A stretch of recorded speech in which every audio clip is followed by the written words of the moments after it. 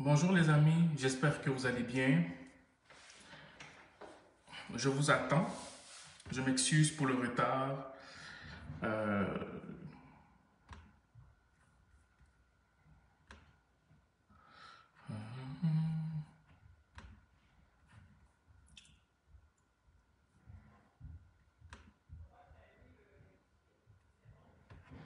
Bonjour, bonjour, bonjour. Bienvenue à tout le monde, je vous attends.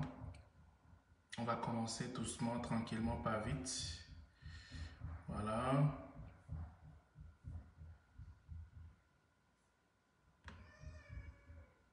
Bonjour.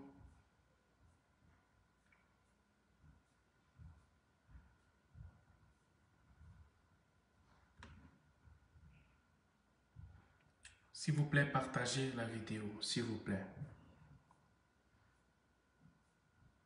S'il vous plaît, partagez la vidéo. Partagez la vidéo. Moi, personne ne me paye. Personne ne me paye pour ce que je suis en train de faire. Bonjour Rodrigue, j'espère que tu vas bien. Je ne demande rien, je ne demande pas d'argent, je ne demande rien du tout. Tout ce que je demande, c'est que vous puissiez partager la vidéo, s'il vous plaît. Partagez la vidéo afin que le maximum de personnes soient touchées. Toute personne qui se connecte, s'il vous plaît, partagez au moins avec, dans 5 groupes, dans 10 groupes pour que le maximum de personnes puissent être connectées. Je ne vous demande pas l'argent, je ne vous demande rien. Tout ce que je vous demande pour m'aider, c'est de partager au maximum la vidéo, s'il vous plaît. S'il vous plaît, je vous en prie, ceux qui se connectent, je vous attends. Bonjour, bienvenue Parker, bienvenue Ouedraogo, bienvenue Sadikou, bienvenue tout le monde, s'il vous plaît. Pour me soutenir, partagez la vidéo au maximum afin que beaucoup de personnes soient touchées en fait. Partagez dans des groupes, partagez partout, partout, s'il vous plaît. Donc, on va commencer à peu près dans 5 minutes. Dans 5 minutes, puis après, on commence en fait. Puis après, voilà, je vais vous laisser tranquille par la suite. Donc, je vous implore de partager au maximum la vidéo afin que le maximum soit touché, s'il vous plaît. Bonjour, bonjour, bonjour tout le monde.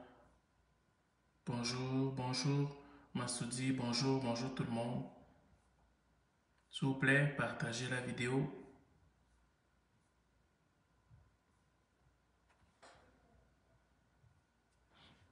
On va attendre que les autres se connectent. Bonjour. On va commencer dans 4 minutes. Je vous en prie, tous ceux qui se connectent, partagez la vidéo afin qu'un maximum de personnes soient touchées. Bonjour, bonjour.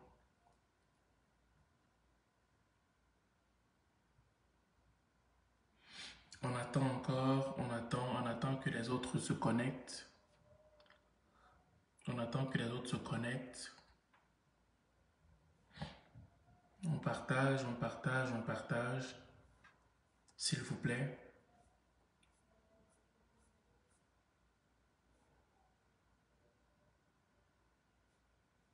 Donc, c'est ça. Donc, aujourd'hui, on va parler d'un sujet qui est quand même assez impair. Le dernier sujet de la semaine. Le dernier sujet de la semaine. On a parlé de pas mal de choses durant cette semaine en ce qui concerne la vision pour que la majeure partie d'entre vous puissiez avoir une idée à peu près de ce que le Canada peut procurer et les avantages qu'on pourrait avoir au Canada si on se comporte de telle ou telle façon. Ok? Donc aujourd'hui, on va parler d'un autre point et qui va tourner toujours autour de la vision. C'est le fait que lorsque tu es sur la voie de ta vision au Canada, n'aie jamais honte de faire le premier pas. Je recommence. Lorsque tu es sur la voie de ta vision au Canada, n'aie jamais honte de faire le premier pas. Vous savez, culturellement parlant, je me suis rendu compte que plusieurs Africains considèrent le fait de faire le premier pas comme une action déplacée. Donc, culturellement parlant, plusieurs Africains considèrent le fait de faire le premier pas comme étant quelque chose de déplacé. Donc, quand quelqu'un est en Afrique, généralement, le fait de faire le premier pas, sais, ça prend à ce que la personne soit un peu gênée. Si la personne est gênée et tout, ou bien la personne se respecte trop en tout cas, donc là, elle aura de la difficulté à faire ce premier pas là. Mais par contre, quand tu es ici au Canada, si toi tu as un rêve, si tu as un objectif, si tu as une vision à atteindre, c'est très important de mettre ta culture de côté, tes traditions de côté, ton ego de côté, ton orgueil de côté, pour pouvoir faire ce premier pas qui va faire toute une différence. Ok, je recommence. Quand tu es au Canada, culturellement parlant, ok, vu que dans ta culture, généralement, c'est un peu compliqué de faire le premier pas. Ok, ou bien si tu veux faire le premier pas, c'est un peu difficile, on va te critiquer, on va te dire des choses. Non, non, non, non, non, non. Au Canada, si tu ne fais pas le premier pas, ça va être difficile de pouvoir entrer dans ta vision, de pouvoir entrer dans les opportunités qui t'attendent en fait. Ok? Donc, sur le plan de la culture, sur le plan de l'estime personnelle, une personne qui prend ça, qui met ça en avant, pour ne pas faire le premier pas, il va passer ou elle va passer à côté de grandes choses. Ça, c'est le premier point que je voulais annoncer. Mais aussi, il faudrait savoir que, mais selon moi, ok, une personne qui est venue au Canada pour avoir une vie, t'as pas d'abord ton boulot de consultant. Qu'est-ce que ça veut dire, Montana? Je n'ai pas le boulot de consultant comment? Selon moi, une personne qui est venue au Canada pour avoir une vie meilleure n'a pas le choix de balayer du revers de la main cette façon de penser, ok? Sinon, elle passera à côté de plusieurs conseils qui changeraient sa vie, comme je le disais, ok? Donc, une personne qui, comment dire, prend le côté de pouvoir ne pas approcher quelqu'un. Tu ne veux pas approcher les gens. Ok? Tu te dis que non, moi je n'approche jamais les gens. Moi je ne parle pas à quelqu'un que je ne connais pas. Moi, si je parle à quelqu'un que je ne connais pas, je vais d'abord mettre des commentaires de côté. Voilà. C'est comme si je me rabaissais, ce n'est pas une bonne chose. Ce n'est pas une bonne chose. Peu d'Africains feront le premier pas au Canada, mais beaucoup guetteront les vies des autres à partir de leur trou, sans que tu ne le saches, sans que tu ne le saches pour savoir où tu en es et ce, dans la plus grande discrétion. Voilà. Il y a beaucoup de gens qui, euh, ils savent qu'ils ont un potentiel. Ils savent qu'ils peuvent réussir ici au Canada. Mais le truc, c'est que ces personnes-là ne vont pas oser. Pourquoi? Parce qu'elles ont une trop haute estime d'elles, ou bien elles ont honte, ou bien elles sont timides. Ok? Mais par contre, elles vont aller regarder ce que les autres font de façon très très discrète pour juste savoir où tu en es, pour savoir qu'est-ce que tu fais. Et ce, juste dans la pure curiosité simplement, sans pour autant prendre ce que l'autre fait et s'inspirer de ça pour faire quelque chose d'autre. Donc, c'est ce que beaucoup d'Africains font souvent. C'est du genre que, c'est pas tout le monde, hein, mais certaines personnes, qu'est-ce qu'ils vont faire? C'est que ils savent que s'ils se lancent, s'ils partent demander des conseils, s'ils partent demander de l'aide, ils vont l'avoir. Mais comme ils sont pas courageux, même comme ils sont timides, ça va faire en sorte que plusieurs d'entre eux vont seulement se contenter de regarder ce que les autres font. Ok? Ceux qui se lancent, ils vont se contenter du fait que ben, lui s'est lancé. Ah, peut-être que ça va réussir, peut-être que ça va pas réussir. Voyons voir. Il va regarder ça plus comme un film. Ok? Et il va s'arrêter juste à ça. Au fait de regarder le film et il ne va pas s'inspirer de ça en fait. Vous comprenez? Donc pour moi, c'est la raison pour laquelle ne vous fiez pas aux gens qui le font.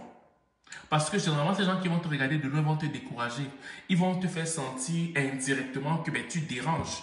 Que mais pourquoi tu fais ça? Pourquoi tu te rabaisses autant? Ça ne t'honore pas. Ça ne te célèbre pas d'aller déranger les gens pour avoir l'information ou pour te renseigner ou demander de l'aide, quoi. Ok? Donc, pour moi, mon frère, je te le répète encore, quand tu as une vision, quand tu as un rêve, tu es dans un pays d'opportunités. Et cette opportunité va venir vers toi si et seulement si tu pars vers des gens. Ne regarde pas ce que les gens vont te dire, ne regarde pas les critiques qu'on va te faire, regarde plus à ton objectif en fait. Ok? Donc maintenant, quelqu'un me dirait par exemple, faire le premier pas pourrait être considéré comme se manquer de respect. Quelqu'un pourrait me dire ça, oui, mais Junior ou Thierry, pour ceux qui le veulent, ben moi, faire le premier pas, c'est comme si je me rabaisse. C'est comme si je ne me respecte pas. Ok, ben moi, à ça, moi, je répondrais que c'est plutôt ne pas faire le premier pas qui sera considéré comme étant le fait de ne pas avoir pitié de son avenir. Est-ce que vous imaginez que quelqu'un peut ne pas exploser dans son destin parce que la personne a refusé de faire le premier pas? Quelqu'un peut avoir, comment dire, un potentiel extraordinaire. Quelqu'un peut avoir un don extraordinaire, mais la personne n'explose pas parce qu'elle ne voulait pas faire le premier pas. Parce que la personne refusait de faire le premier pas. Parce que la personne avait trop d'estime d'elle. Donc la personne dit que bon, moi là, je m'en fous, je ne veux pas faire ce pas-là. En Afrique encore, je peux comprendre, parce que chacun a ses raisons. Mais au Canada où je vis là, la majeure partie des gens qui ont réussi sont des gens qui n'avaient pas honte. Ce sont des gens qui s'en foutaient de ce que les autres pouvaient dire. Ce sont des gens que quand ils voulaient l'information, quand ils voyaient que quelqu'un pourrait lui donner l'information, ils partaient se renseigner. Il n'y avait pas de problème. Ils s'en foutaient si tu le rejettes, ils s'en foutent si tu le méprises, ils s'en foutent si au final tu vas commencer à mal le considérer. Non, il s'en fout. Lui, il regarde à son avenir et c'est son avenir qui le guide à poser des questions, à aller se renseigner et ce même s'il n'a pas une suite favorable en fait. Ok? Donc, il faut vraiment que vous compreniez ça. Si tu ne comprends pas ça, tu vas commencer à vivre comme monsieur et madame tout le monde et tu ne vas pas oser parce que tu as peur de ce que les autres vont dire de toi en fait. Ok? Une personne qui choisit son ego plutôt que de faire le premier pas pour son destin sera à côté de quelque chose qui pourrait changer sa vie. Je l'ai dit plus tôt. Quelqu'un qui choisit son ego plutôt que d'aller se renseigner. Mon ami, tu es arrivé dans un nouveau pays. Tu as honte de quoi? Qui te connaît ici? Qui te connaît ici? Qui a payé ton billet d'avion pour que tu viennes au Canada? Qui était là quand tu fais tes procédures d'immigration? Qui était là quand tu dépensais beaucoup d'argent pour que ton dossier du Canada avance? Personne de ces personnes n'était là. Mais pourquoi maintenant tu vas t'empêcher d'aller prendre des renseignements chez des gens alors que ceux qui te critiquent, bien ceux qui peuvent mal te voir là, n'étaient pas là quand tu as entamé ta procédure d'immigration? Tu n'étais pas là. Et je veux dire, ils n'étaient pas là. Tu étais seul. Maintenant, tu arrives dans un pays où il y a plusieurs opportunités. Tu as honte d'aller faire le premier pas parce que qu'est-ce que les gens vont dire? On va me rejeter, mais tu n'en as rien à faire. Tu pousses à ce que tu puisses avoir ton précieux sésame que tu es venu chercher ici au Canada. Il ne faut pas avoir honte. N'aie pas honte. N'entre pas dans cette histoire de honte-là. Laisse ton ego de côté. Laisse ta fierté de côté. Va chercher ton avenir. Et ton avenir peut être juste sur un seul conseil qui change toute ta vie. Un seul petit conseil peut catapulter complètement ta vie. Un seul petit conseil, je te le dis là. Un seul. S'il te plaît. Donc, aie pitié de ton destin. Et à cause de ton destin et le destin de tes enfants, fais ce pas-là. Va oser, va demander, va te renseigner chez les gens. Les gens vont t'aider en fait. Ok? Donc, comme je le disais aussi, la communauté aussi est des fois un blocage. Ok? Parce que dans ta communauté, quand tu commences à faire le premier pas, on va commencer à t'étiqueter. On va t'étiqueter, on va te dire, oui, mais pourquoi tu fais le premier pas comme ça? C'est pas normal. Pourquoi il fait ceci? Pourquoi il fait... On va commencer à te donner des petits noms. Tu dis des choses que à l'extérieur, on ne le ferait pas. Mais dans ta communauté, les gens vont commencer à te dénigrer. Donc, je t'en supplie, peu importe ce que ta communauté va dire, parce qu'ils ne sont pas habitués qu'on fasse ça en Afrique, peu importe ce que les gens peuvent dire, peuvent raconter, s'il te plaît, ne regarde pas ce qu'ils vont dire, regarde à ce que toi, tu dois atteindre comme objectif, ainsi que pour ta famille. La communauté pourra beau dire des choses qu'ils veulent, ça n'engage que, mais toi, tu as un objectif à atteindre et tu dois aussi vraiment positionner ta famille dans un nouveau pays que tu ne connaissais pas avant en fait. Ok? Donc, maintenant, tu vas aussi te rendre compte que, comme je le disais, la majeure partie des gens qui ont changé leur vie au Canada, quand ces personnes-là sont arrivées, ce sont des gens qui n'ont pas eu honte d'aller demander. Sur 10 personnes, ok, sur 10 personnes, ok, qui ont réussi, sur 10 personnes qui ont réussi, 8 sont partis toquer à la porte pour se renseigner. Se renseigner dans les ministères, se renseigner chez quelqu'un qui pourrait leur apporter un coup de main, se renseigner sous toutes les formes. Les gens sont allés se renseigner. Ils n'avaient pas honte de se renseigner. Ils n'avaient pas honte de cogner à la porte. Ils n'avaient pas honte d'insister pour avoir l'information. Mais beaucoup d'entre nous, on est tellement fiers qu'on n'ose pas aller demander parce qu'on se dit, mais qu'est-ce qu'on va penser de nous si on passe se renseigner en fait? Donc, ça, c'est un point qui est très important qu'il ne faut pas négliger. Ok? Donc maintenant, on ne demande pas ça à n'importe qui. Tu vas pas venir comme ça, tu vas voir n'importe qui sur la route là, tu commences à demander. Non, il y a un contexte. Généralement, c'est au travers du discernement. Quand tu vois quelqu'un, tu dis, celui-ci là, peut-être qu'il peut m'aider. C'est au travers du discernement. Et tu as ce discernement au travers des propos, des paroles que la personne sort. Quand la personne parle tout le temps, tu vois ce qui revient plus souvent. Tu sens que dans les paroles de ce monsieur ou de cette dame, il y a une forme d'assurance qui naît en moi quand elle parle. Et aussi par rapport à ce qu'elle a pu accomplir. Quand tu vois les deux et que tu jumelles ça, tu sais que cette personne-là peut t'aider. On ne demande pas à n'importe qui parce qu'il y en a qui vont cacher en eux, de près ou de loin, la vision ou les réalisations qu'elles ont eu à faire. Mais toi, si tu regardes quelqu'un, peut-être que tu ne connais même pas la personne, ce n'est pas grave. Tu entends ce que la personne dit et tu vois ce que la personne a pu réaliser. N'aie pas honte d'aller demander. N'aie pas honte d'aller poser des questions, quoi. Même si c'est une inconnue. Je vous prends un exemple. Pas plus tard que hier, moi j'étais parti signer quelques documents là. J'avais un truc que je devais faire. En voulant traverser la route, il y a une femme simplement qui m'a juste arrêté comme ça. Et elle a commencé à parler avec moi, je ne la connaissais pas. J'ai pris le temps, je l'ai écoutée et en plein froid, on est resté pendant près de 15 minutes, on discutait de tout et de rien. Elle avait des préoccupations et quand elle a fini de parler avec moi, elle est partie. Elle est partie. Il n'y avait aucun problème par la suite. Ben moi, j'ai été patient d'écouter cette femme. Et quand tu prends ce genre d'habitude, non seulement d'écouter les gens, mais aussi d'aller te renseigner, tu vas développer une forme, tu auras comme une forme de dégager une forme d'atmosphère. Partout où tu vas aller, où tu vas attirer les gens vers toi. Et quand tu vas aller vers les gens vont baisser la garde. Pourquoi? Parce que tu dégages quelque chose. Mais quelqu'un qui est toujours réticent, tu es toujours dans ton coin, tu ne vas jamais vers les gens. Mais mon frère, les portes te seront fermées. C'est genre que même quand tu as une vision, même quand tu as une idée dans la tête, parce que tu n'as pas l'habitude d'aller vers les gens, quand tu vas t'approcher des gens, les gens vont te bloquer en fait. Parce qu'ils n'ont pas senti que tu as la cause de l'être humain en fait. Je ne sais pas si vous me comprenez. Jusque-là, est-ce qu'on est ensemble? Est-ce que vous comprenez ce que je suis en train de dire? Je veux savoir, est-ce qu'on est ensemble, s'il vous plaît? Parce qu'il nous reste 3 points.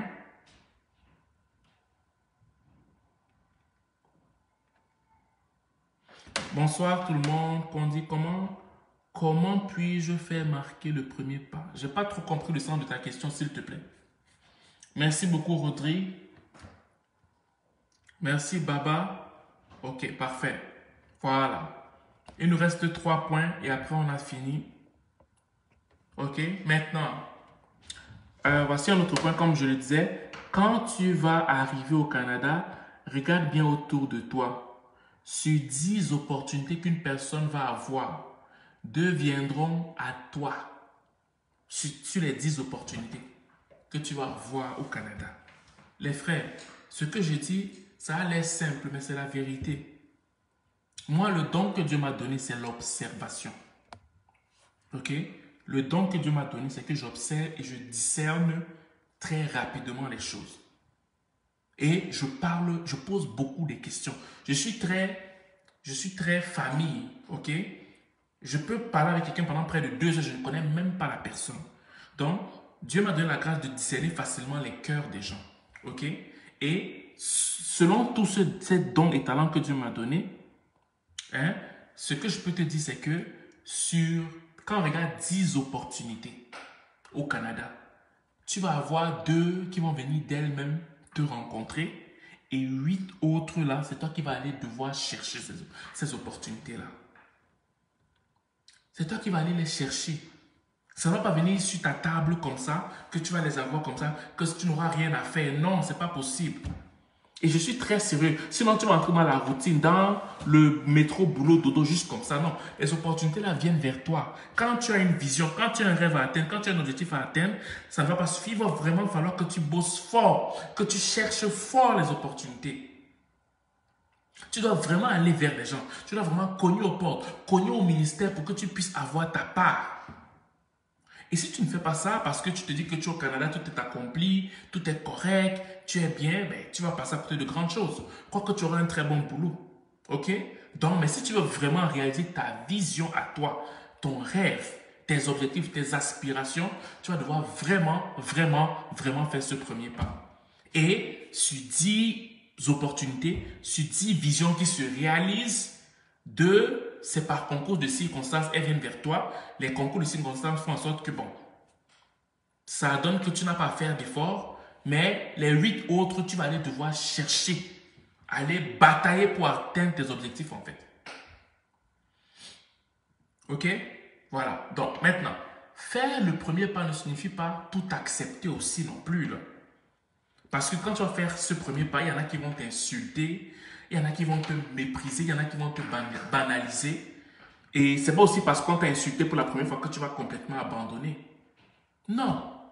Dépendamment de comment la personne est avec toi, dépendamment de comment la personne réagit envers toi, si tu te rends compte que la personne est très violente et brutale, tu t'en vas. Si elle est très impolie, tu t'en vas. Mais si tu sens que la personne t'insulte, bien te rejette, parce qu'elle n'est pas encore sûre de toi, elle n'a pas encore vraiment gagné ta confiance, ben reste là, sois patient, fais-toi discret et continue de persévérer.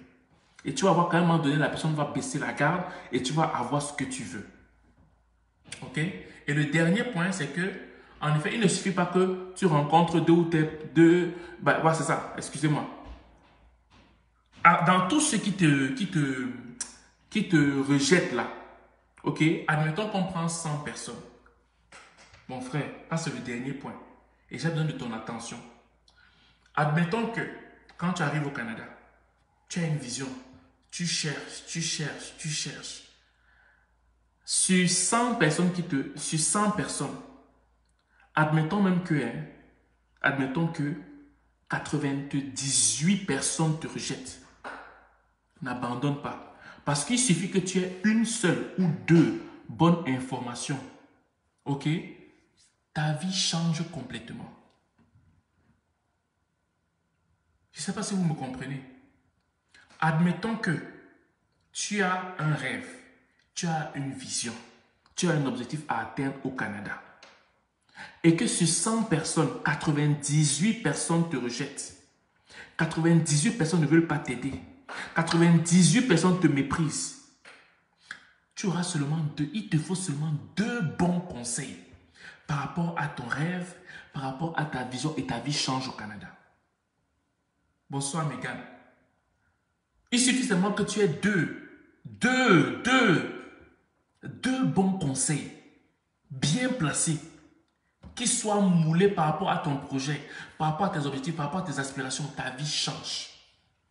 Donc, ne t'attarde pas sur ce que les gens vont dire quand tu as une vision. Ne t'attarde pas sur ce que les gens peuvent lancer sur toi quand tu as une vision.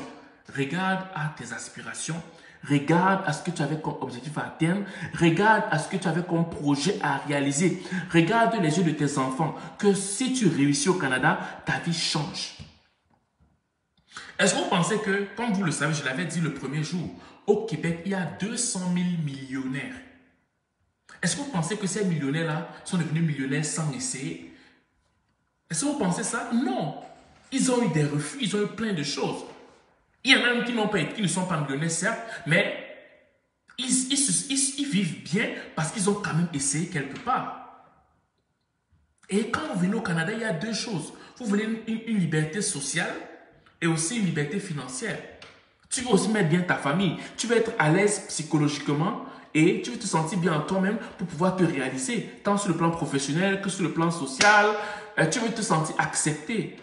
Ok? Et si tu veux marcher selon ta vision propre, mon gars, n'aie pas honte. C'est-à-dire que même si 100 personnes, sur 100 personnes, même si 98 personnes te rejettent, il suffit simplement de 2 personnes qui te donnent 2 bons conseils bien placés, ta vie va changer. Et toi, nous savons que sur 100 personnes, il est impossible que 98 personnes te rejettent. Au moins 30 personnes vont te donner de bons conseils. Et la somme des 30 là peut vraiment changer complètement ta vie. Donc, c'est ce que je voulais vous dire ce soir. Est-ce que le message est passé? Est-ce que vous avez compris le message?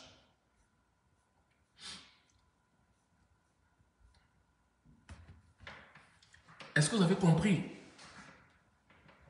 Moi, c'est ce que je voulais que vous compreniez ce soir. J'ai besoin juste de 5 personnes qui me disent qu'ils ont compris et après, je vous laisse, je vous libère en fait. Est-ce que vous avez compris le message pour aujourd'hui?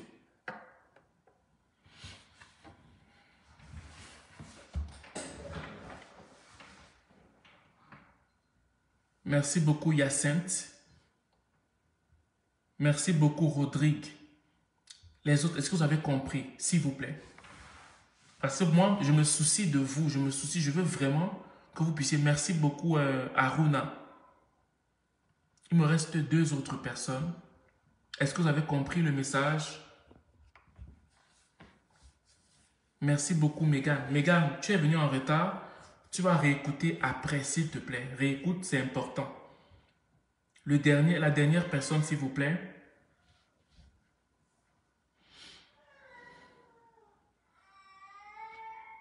La dernière personne. Est-ce que vous avez compris? Je veux juste une dernière personne qui me dise si elle a bien compris ou pas. Merci beaucoup, John. Merci beaucoup. Maintenant, il y avait Aruna qui m'avait posé une question. Elle est où la question? Bonsoir, Junior. Est-ce possible d'avoir 2 boulots en temps plein? Aruna, Aruna, c'est chaud, hein? En fait, j'ai connu... Non, non, Aruna, je ne t'avais pas oublié. Bonsoir, Donny. Aruna, j'ai connu des gens qui travaillent comme ça, qui ont travaillé 2 boulots, mais c'est pas une vie, ça. Tu peux faire ça pendant un temps, si tu as un temps pour moi qui est très limité. Parce qu'il y a des gens, par exemple, ils ont travaillé... il y en a qui travaillent, par exemple, ils venaient d'arriver, par exemple, et quand ils sont arrivés, ils voulaient payer les billets d'avion ou bien faire le dossier d'immigration de leur fille, de leur femme, ou un étudiant qui a perdu son emploi et que lui, il est en vacances maintenant. Ben, je veux dire, ses parents peuvent lui envoyer de l'argent. Ok? Tu vois ces cas de figure-là. Ils doivent payer. Et ils savent que où ils sont là, pour un étudiant, par exemple, il ne peut que travailler à temps plein que lorsqu'il est en vacances. Fait que les gars travaillent, par exemple, de 16 heures, de 16 heures à 22 heures, par exemple, ou de 15 heures à 22 heures. Et après, ils partent faire un autre boulot, par exemple, de minuit à 7 heures. Vous voyez ce que je veux dire? Généralement, ce sont ce genre de rêves que les gens font. Ou bien, il y en a qui vont faire 12 heures ou 15 heures d'affilée de travail. Et les autres temps, ils partent, ils dorment seulement. Donc, oui, c'est possible, mais ça va beaucoup t'épuiser. Ça va beaucoup t'épuiser. Et pour moi, je ne recommande pas ça à long terme. À moins que tu aies un objectif bien spécifique à atteindre. Et si tu n'as pas de famille, tu le fais en fait. Je souhaite aller au Canada en partant de la France. Je n'ai pas encore vu le cabinet d'accompagnement ici en France. Ben, il y en a forcément. Il y a forcément un cabinet d'immigration en France où tu peux taper consultant en immigration dans le site de CRCIC. Ok? Tu vas trouver, tu vas avoir trouvé un consultant en immigration, il va pouvoir t'aider, ne t'inquiète pas, parce que tu peux aussi le faire en ligne en fait. Tu peux aussi faire ça en ligne. Est-ce qu'il y avait une autre question, s'il vous plaît, qui a en lien avec l'intégration? Et comme je vous l'ai dit, en ce qui concerne l'immigration, les amis, Si je n'en parle pas, c'est parce que je respecte le code d'éthique. OK? Donc, les choses sont en train de se concrétiser. Ça prend du temps à cause de la COVID. Prenez votre mal en patience. Quand ça va être prêt, vous serez au courant. OK?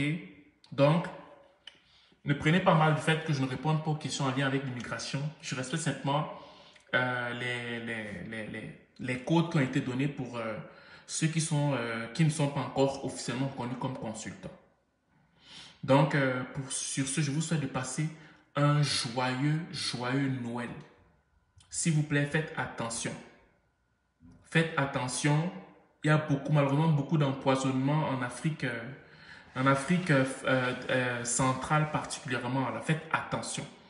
Et aussi, en fin d'année, partout dans le monde, il y a beaucoup d'accidents. Il y a beaucoup d'accidents. Donc, s'il vous plaît, faites attention. Prenez soin de vous.